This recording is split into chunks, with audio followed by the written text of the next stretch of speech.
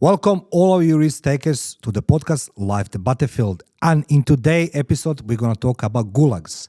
No Russian gulags, but a gulag in the heart of Europe. It was best kept secret of communism. So let's go deep dive into this topic. But before that, feel free to subscribe, share, and comment. By commenting, we are all going to learn from each other much more better. As I say, we're going to talk about European gulag, no Russian gulag. We're all familiar with the Russian gulags. As a kid growing up in communist Yugoslavia in the 70s, I heard about an island called Naked Island, on Croatian called Goli, Otok. However, elderly people never like it to talk in front of the kids. Why? Because kids, talk too much and then communist police can find out and that can be big trouble. However, I had the privilege to hear a little bit more because my grandfather was in the heart of communist intelligence services. And today I want to talk about Goli Otok on Naked Island as a European gulag in the heart of Europe. It is the year of 1945 and the month of May. On the 8th of May 1945, Germany signed an unconditional surrender to the four powers: Russia, UK, USA, and France, and World War II in Europe officially ended. Needless to say, it took a few more months of bloody battles in the Pacific and Japanese island of Okinawa, and 2 atomic bombs dropped on Nagasaki and Hiroshima to see the end of World War II globally. A few months before, in February 1945, leaders of Russia, UK, and US met in Yalta, Crimea, and discussed how the future of European would look like. Of course, the sphere of influence Russia has been sealed. Countries like Hungary, Poland, Bulgaria, Czechoslovakia, Romania somehow become buffer zones between the West and the East. However, there was one communist country which didn't like that idea. That country was called Yugoslavia, once upon a time. Stalin, on behalf of Russia, told brotherly Yugoslavia and its leader Marshal Tito to hop on the train and ride together toward the red dome of communism. Interesting enough, as a kid, I remember watching TV. We have 2 channels, and every time before the news started, there was coming the globe and the big red star rising from the east and covering the entire globe in glorious communist color of red. Now, Stalin expressed his concerns that the Communist Party of Yugoslavia didn't follow the principles of Marxism and they were embarrassing communism. Why? Because 1945, when the Tito and Communist Party took the power in Yugoslavia, of course, they start looting. The leaders of the party, the military, and Tito itself, they take the best real estate, they rob the banks, the gold, and, just to name a few. And of course, that was going against the communism, because in communism, everybody's equal. Right.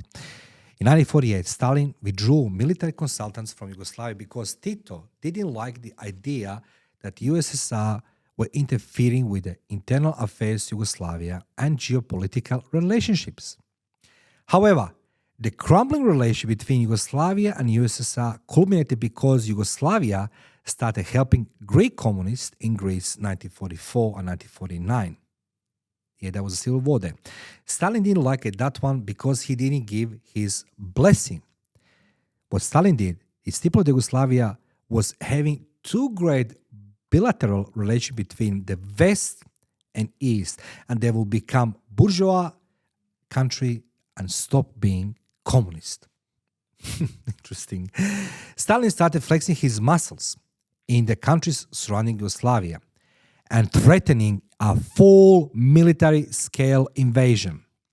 Stalin asked the true communist Yugoslavia to remove Tito and his government, and no doubt there were a number of communists in Yugoslavia who were not so happy with Tito, and they sided with Stalin. In a nutshell, Russia and Stalin conjured a civil war in Yugoslavia. So how Tito responded? It was his famous no. And I do remember that slogan was everywhere being painted on the buildings. They stayed since 1945, 46, 7, 8, till 90s. There was always this graffitis everywhere Tito said no to Stalin. And he indeed said that. So Tito responded with his famous no to Stalin in 1948. And Tito not only started a new era in Yugoslavia in relation with the Soviet Union, but also one of the country's bloodiest chapters following the Second World War. Execution and imprisonment of those who went rogue against Yugoslavia Communist Party and its leader Marshal Tito. Economically, Yugoslavia sided temporarily with the West, which is true, which made Stalin angrier and even more revengeful because no one says no to Mr. Stalin. So how Tito responded? At the end of 1948, Tito and the Communist Party authorized investigations, torture and interrogation, applying all the forbidden methods in order to obtain confession for all who supported Stalin and the USSR, and even those who listened to Russian songs. Can you imagine these songs? Yeah, songs. They were listening during the Second World War, prior Second World War, and now you're the enemy because you listen Russian songs.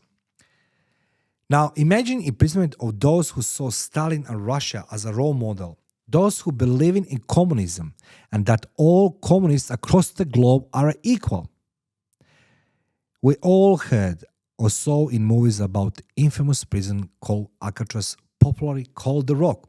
And we know that he's situated in San Francisco Bay, but prisoners could see San Francisco in backdrop, maybe a landing distance, and it was considered to be maximum security prison. What you never heard about was the most brutal political prison. Yes, a prison that even Russia gulags are considered kindergartens by comparison. It was called Naked Island. Just imagine island 4.5 square kilometers in size and habitat, only rock and more rock, the sun above, sea around, no fresh water, no homes, no houses, no shelters.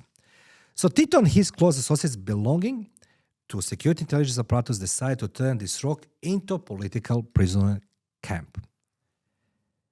That camp was called Goli Otok on Croatian and on English Naked Island. The most well-known political prisoner camp in socialist Yugoslavia is one of the most historical phenomena that has not yet been thoroughly studied because it was a secret. Literally, state operations are top secret classified in the time they existed. Prisoners of Naked Island said that in the German concentration camps, because people who went on Goli Otok on Naked Island, once upon a time being partisans, and they've been captured by Germans, so they've been sent in concentration camps, and after Second World War, they've been reunited with their families and loved ones in Yugoslavia, so they know what they're talking about. They say Germans will kill the body, but the Yugoslavian prison, Naked Island, was designed to kill humanity and the human within body. Newly arrived prisoners will be welcomed once when disembark the ship on their arrival. And how will they welcome them? They welcome them by prison guards. There was two types of prison guards on Naked Island. One, they've been sent because they done many bad things, discipline, coercions, and things that need to be done with them something. So they give them a last chance. You go in Naked Island as a guard over there. And can you imagine somebody says to you, you're going working on an island which you are sharing with the prisoners? Of course, you become the brutal extremist. And the second part of the guards were the interrogators, which they're being sent by the Communist Party. So how they organize welcome? As soon as the prisoners disembark the ship, they will make two columns of 1,000 or 2,000 prisoners. Two columns to beat the passing new inmates. Imagine this, passing new inmates between 1,000 to 2,000 people in two columns, and you go in the middle. Daily work consisted of extreme hard labor, smashing the rock and building a camp from that rock because there was nothing there. This prison was organized to re-educate political prisoners in following way. One is to confess, repel, and prove yourself worthy member of Yugoslavian Communist Party. What does that mean to confess? So once when you be brought without charges on that island, then you need to confess. You need to confess. So there's no courts there. You've been sent, by judge. You've been sent directly in that camp, they will call them. It was a prison. It was a gulag. So you need to confess that you cooperate with the Russians, that you are listening Russian songs, and list goes on. And during your confession, you need to put a couple names there on the paper as well so they can arrest more people. It was a torture. So people will admit everything under torture. Second part of this re-education was to repel your sins, which means you need to denounce that you're not loving Russia anymore, that you are loving the Tito and you're going to be a great communist. And thirdly, it was that you need to prove yourself as a voting member of the Yugoslavian Communist Party. How would you do this? Of course, beating new inmates. Once when you come back in society, you become informant and list goes on. So this prison was to re-educate political prisoners on these 3 steps: confess, repel, and prove yourself. Needless to say that people who's been sent on that island were not just ordinary citizens. Instead, there was a lot of military personnel. There was a lot of politicians, a lot of doctors, academics, intellectuals, and list goes on. And most scariest part was that Communist Party will ask the family members who stay behind to write a letter and publicly denounce their family member who was in a Goli Otok, naked island, that he committed sins.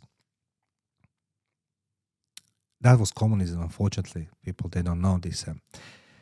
Interesting enough, the prisons stopped taking political inmates in 1956 after Yugoslavian-Russian relationship improved.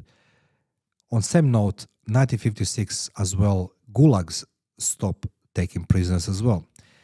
However, the prison didn't close its doors. On the contrary, it was used until 1989 when it was officially closed. After 1956, of course, some political prisoners has been sent there, but mostly they sent extremists there, nationalists, and people who were in the prison system, and murderers or serious rapists and everything else. And life there was not worthy at all. So what was in aftermath of the closing 1989? I done research, and books and newspapers articles addressing that delicate subject didn't start to appear until the middle of the 20th century. That's how top secret that facility was. There is still not enough information available of the network of pro-Soviet opposition camps and prisons in Yugoslavia, and that was just one island. Allegedly, there is many other prisons being erected that for pro-Soviet opposition. The majority of materials were unavailable for many years due to political sensitive nature of the topic. Yeah, there's a question, is there any chance that significant sources have been saved at all? The additional documentation was destroyed. I mean, literally destroyed. Therefore, the precise number of prisoners is still unknown. The reason behind this practice is likely to do with the fact that documentation about camps also included evidence of the breadth and depth of repression, which may subsequently be utilized against, guess who? State security services officials or specific politicians in the event of any unforeseen developments. Dissidents started to be transported to the Goli Otok on Naked Island in July 1949, a little over a year after the Soviet Union published the Info Bureau resolution to appoint a new political leadership of Yugoslavia, following the breakup between Josip Broz and Joseph Stalin. Now, due to isolation, lack of drinking water, and inaccessibility, the same named island in Adriatic Sea has a reputation as a notorious camp. And today you can visit that camp. It's place where in silence you can hear the screams, and all what you can see, it's just a rock and a few buildings. Before that, the Soviet Union and its leader were portrayed as Yugoslavia's closest friends, and Soviet models in the economy, culture, sport, and other fields were imitated and put into practice. Now, the Goli Otok or Naked Island is a place where people were re-educated to change their opinions because they could not accept that this was no longer the case or were thought to be on Stalin's sides. So-called dissidents were typically sentenced to re-education by administrative decision without, as I say, being trial, while military members were tried in simulated trials and given sentences of at last 3 and as much 20 years in solitary confinement. What I could find that there was about 16,000 people who's gone to that Goli Otok and other information bureau camps between 1949 and 1956. But again, this is not precise number. It's all the hearsays. In these detention centers, facilities for information bureau officers, 400 prisoners died in various ways: murder, suicide, natural death, and cannibalism. And don't forget, the precise number of detainees was never determined. And as I previously stated, there's no documentation containing a variety of information. You know what I mean? It's literally been deleted from the history. The island is still there, but documentations is missing. The number of victims ranged from 17,000 to 60,000, and it's still unknown how many convicted or unconvicted individuals, of whom the very majority remained on Naked Island.